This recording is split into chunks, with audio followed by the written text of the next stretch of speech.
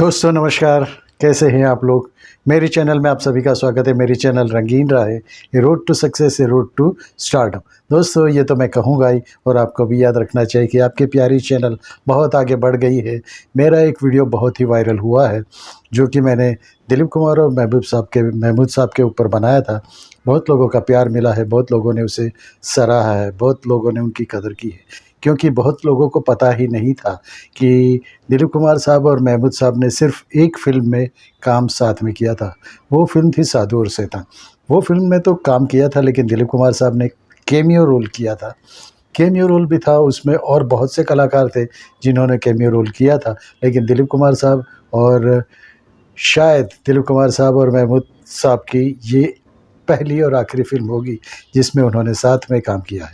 दोस्तों उसकी क्लिप्स मैं बताऊँगा, आप भी देखिए, और गूगल पे ये फ़िल्म देखने मिलेगी तो वो ज़रूर देखिए, और मैंने जो कहा है उस बात को समझिए। दोस्तों उसमें बहुत से और भी कलाकार थे जिन्होंने कैमियो रोल किया था, तो उसके बारे में भी कुछ बताऊँगा। तो दोस्तों ये थे पहले कलाकार। निरूपा रॉय जी ने भी उसमें काम किया था, बहुत से लोगों ने उसमें काम किया था, बहुत से लोगों ने कैमियो रोल किया था। लेकिन बहुत से लोग ये नहीं जानते थे कि दिलीप कुमार और महमूद जी ने कौन सी फ़िल्मों में साथ काम किया था। भले 5 मिनट का भी रोल हो, लेकिन वो एक ही फ़िल्म, एक अदल ही फ़िल्म थी जो कि साथ में दोनों ने काम किया था। दोस्तों ये मैं कुछ क्लिप्स दिखाऊँगा, ज़रूर देखिए। और दोस्तों ये तो बहुत ही, दिलीप कुमार साहब तो बहुत बड़े कलाकार थे और माने हुए कलाकार थे, तो ऐसी कोई बात नहीं थी कि वो फ़िल्म करना नहीं चाहते थे। वो चाहते थे फ़िल्म करें, लेकिन महमूद साहब और उनका कुछ टाइम ही नहीं मिलता था, या तो फिर जो उनका ऑरा था, जैसे कि दिलीप कुमार साहब ट्रेजेडी किंग जो बने हुए थे, उनकी अ, ऐसे ही बना हुआ था उनका ऑरा। और दिलीप कुमार साहब जो कि ट्रेजेडी किंग कहलाते थे, वो शायद कॉमेडी में ज़्यादा नहीं कर सकते, या तो फिर वो अपना ऑरा छोड़ना नहीं चाहते थे। लेकिन कुछ वक़्त ऐसा आया कि जब दिलीप कुमार साहब को डॉक्टर ने ही कहा, आप ट्रेजेडी करना बंद कर दीजिए, नहीं तो इसकी इफ़ेक्ट आपके शरीर पे होगी। तो दोस्तों उन्होंने बहुत सी फ़िल्में बाद में कॉमेडी भी की। गोपी फ़िल्म जो कि राम और श्याम भी की, वो भी की। के भीम के भीम सिंह की जो फ़िल्म थी वो भी। कुछ और बात भी कहना चाहूँगा, संजीव कुमार साहब के बारे में बात कहना चाहूँगा। संजीव कुमार साहब ऐसे बड़े कलाकार थे जो कि दिलीप कुमार साहब के साथ बहुत फ़िल्में की, संघर्ष में की, और संघर्ष भी की और दूसरी भी फ़िल्में की। लेकिन एक फ़िल्म ऐसी थी जिसमें संजीव कुमार साहब और जया भादुरी जी कुछ बोलते ही नहीं थे। उनके न कोई डायलॉग थे, न कुछ भी थे, और दिलीप कुमार साहब भी उसमें थे। वैसा ही कैमियो रोल उन्होंने किया था।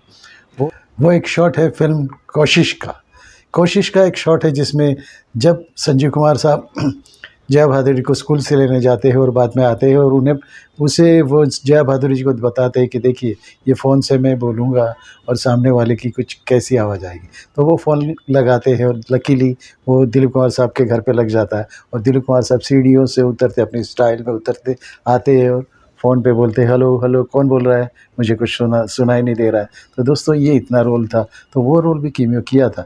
तो दोस्तों ये तो दिलीप कुमार साहब की बात हुई। संजीव कुमार साहब के बारे में एक कहा जाता है, बहुत बहुत लोगों को शायद मालूम भी नहीं है, शायद मालूम भी हो, कि वो हर फ़िल्म में, या तो मोस्टली फ़िल्मों में, बूढ़े का रोल क्यों करते थे, बूढ़ों का ही रोल क्यों करते थे। उसके पीछे भी कुछ राज था। ये राज जब उन्होंने तबस्सुम जी को फूल खिले गुलशन गुलशन एक एपिसोड्स आते थे, तबस्सुम जी जिसे ब्रॉडकास्ट करती थी टीवी पे, तो उसमें उन्होंने बताया था कि वो बूढ़ों का रोल क्यों करते हैं। दोस्तों ये भी सोचने की बात है। बहुत से लोगों की तमन्ना होती है मैं हीरो का रोल करूं, मैं ये रोल करूं, फाइटर का रोल करूं, कॉमेडियन का रोल करूं, लेकिन बूढ़ों का रोल करूं, ऐसा तो किसी की ख्वाहिश शायद नहीं होती। लेकिन ये ख्वाहिश थी संजीव कुमार साहब की। क्यों, ये भी जानिए। बहुत दुखद बात है, लेकिन सही बात है। देखो आदमी हर कुछ चाहता है, जो जीवन भगवान ने दिया है उसमें सब कुछ करना चाहता है, हर पल जीना चाहता है, हर पल आराम से जीना चाहता है, खुशी में जीना चाहता है, जैसे जीना चाहता है वैसे जीना चाहता है। तो संजीव कुमार साहब की फैमिली का बैकग्राउंड देखें तो उनकी फैमिली में कोई भी 50 साल से ज़्यादा जिया नहीं था। तो उनको एक ज्योतिषी ने भी बता दिया था कि आप 50 साल से ज़्यादा जियोगे नहीं। ये सिर्फ़ उनको ही मालूम था और किसी को मालूम नहीं था। तो उसके बाद ये जब ज्योतिषी ने बताया तब उसके बाद वो एक्टर के कैरेक्टर जो भी प्रोड्यूसर्स के पास वो रोल माँगने लगे जिसमें बूढ़े बने हो या बूढ़े का रोल हो, तो वैसा ही रोल माँगने लगे। तो तबस्सुम ने जब ये बात पूछी उनको कि आप बूढ़े का रोल क्यों करते? तब ये दुःख भरी दास्तान उन्होंने सुनाई कि मेरा जीवन तो 50 साल से ज़्यादा है नहीं, तो मैं ये 50 साल के जीवन में सब कुछ जी लेना चाहता हूँ। मेरा बुढ़ापा भी जी लेना चाहता हूँ, वो क्या होगा वो भी मैं देखना चाहता हूँ, वो मैं जी लेना चाहता हूँ। तो मुझे खुशी होगी कि मैं पूर्ण जिया हूँ।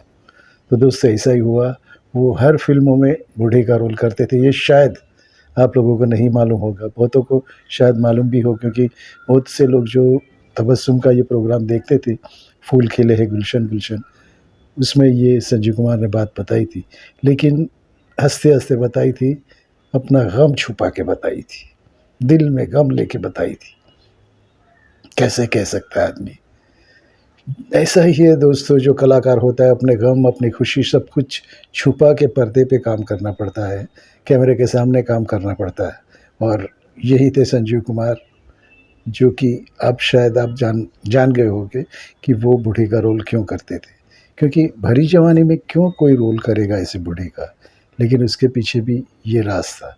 दोस्तों, ये राज़ आज उनकी पुराना इंटरव्यू उनका मैंने पढ़ा और सुना भी, तब मुझे याद आया कि ये आप लोगों को बताना चाहिए। तो बहुत से लोगों को शायद ये मालूम नहीं होगा। बहुत अच्छे कलाकार, बहुत दिलदार कलाकार। और एक बात ये भी थी कि वो ज़िंदगी भर भाड़े के ही मकान में रहे।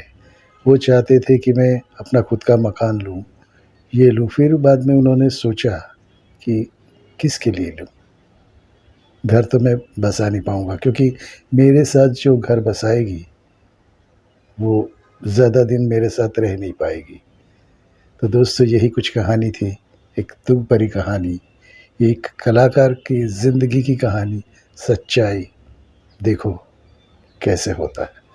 दोस्तों आज का ये वीडियो यहीं पे समाप्त करता हूँ। आपको वीडियो कैसे लगा अपने दोस्तों को भी बाँटिए, अपने फ्रेंड्स को बाँटिए। अगर आप मेरे चैनल में नए हो तो ये चैनल सब्सक्राइब भी कीजिए। दोस्तों, उस संजीव कुमार को मेरी तरफ से सलाम। नमस्कार दोस्तों, भारत माता की जय, वंदे मातरम। दोस्तों पसंद आया होगा, अगर आप कुछ चाहो तो मुझे वीडियोस में बताइएगा, नीचे बताइएगा नरेशंस में, तो मैं वो वीडियो बनाऊंगा। तो दोस्तों, भारत माता की जय, वंदे मातरम।